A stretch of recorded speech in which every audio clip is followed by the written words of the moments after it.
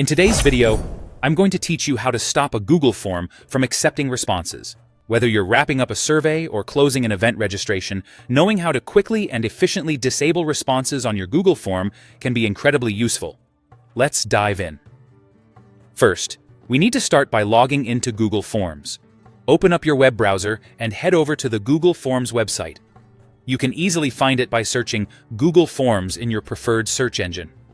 Once you're on the website, sign in with your Google account. Make sure you're using the account that owns or has access to the form you wish to stop. Next, you'll arrive at the main dashboard where all of your forms are listed. Scroll through or use the search function to find the specific form you're looking to edit. Clicking on the form's title will open it and allow you to make any necessary changes. Doing this takes you to the form editor. This is where the magic happens, as it's the place where you can manage all aspects of your form.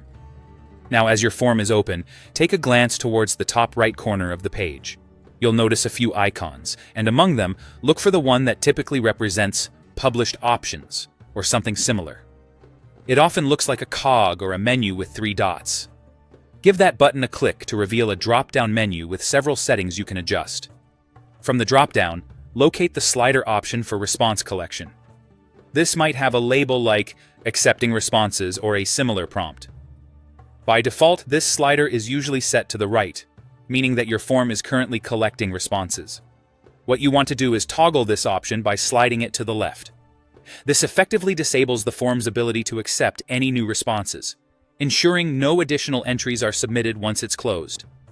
Finally, after you've toggled the slider, it's crucial to save your changes.